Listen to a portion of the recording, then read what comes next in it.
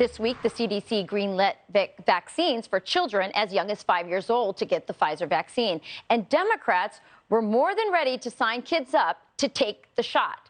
In Chicago, the public school system is giving everyone next Friday off so they can get students vaccinated.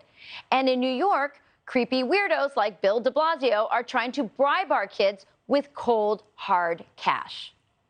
Good news, kids are eligible for the $100 vaccine incentive. So we really want kids to take advantage, families to take advantage of that.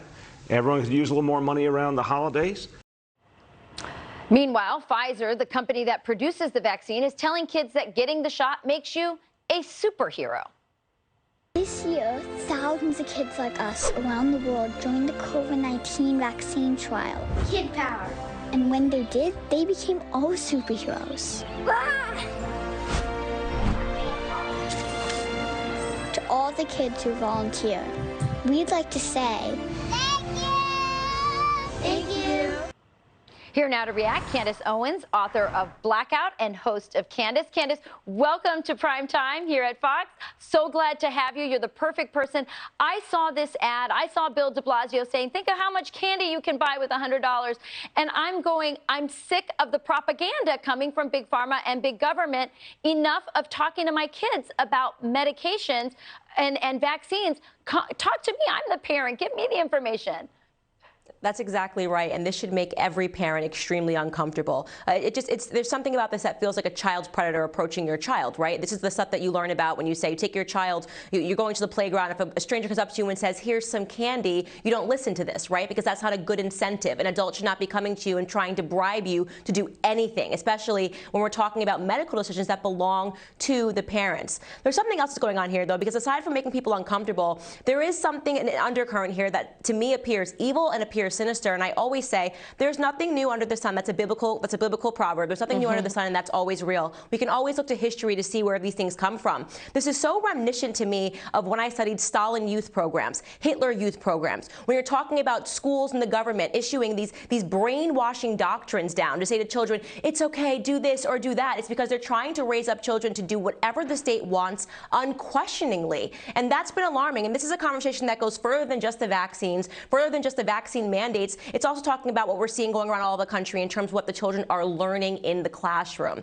It is time for parents to take control over their children and to realize the government is trying to step in as the parent, and it's quite frankly inappropriate. Absolutely, and your child's health is so fundamental that anyone would step in and do commercials that are really geared at children. It's just unfathomable. And when I look at the data, frankly, I look at a vaccine that doesn't seem, to me personally as a parent, doesn't seem medically necessary, has not had long-term studies.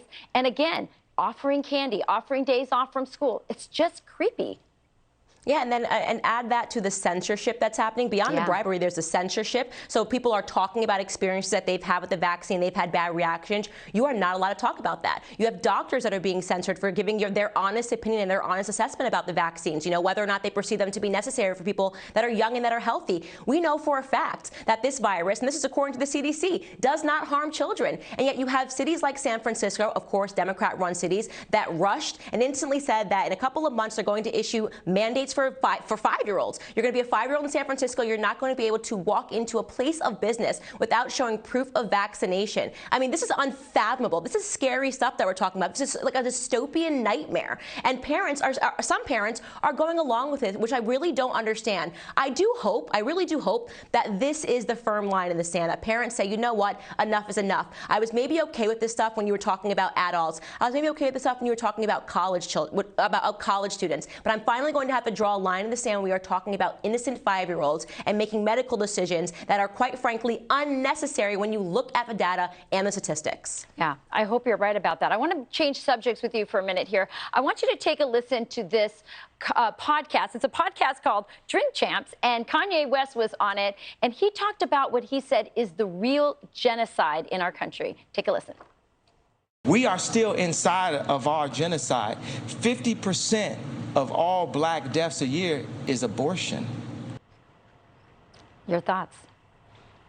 You know, I've spoken to Kanye about this at length in person, and this is something that he is very strong on, and he's actually very correct on. You know, I've spoken about this often. You see so often the left and the liberals talking about Black Lives Matter, Black Lives Matter. But when you mention abortion to them, they suddenly get very shy and very quiet, and they don't want to discuss it because the statistics are staggering. That's some real data that we can actually take a look at. It is true that the black population would be double what it is today if it wasn't for abortion. It is true that Planned Parenthood was founded by eugenicists who did not want black people to procreate. So quite frankly, Margaret Sanger, she was a success story. She created Planned Parenthood, and she wanted to target people that she saw as not wanting to be reproduced in this society. And black people were targeted, and it has been successful. So Kanye West is right to continue to beat the drum and to draw attention to this issue.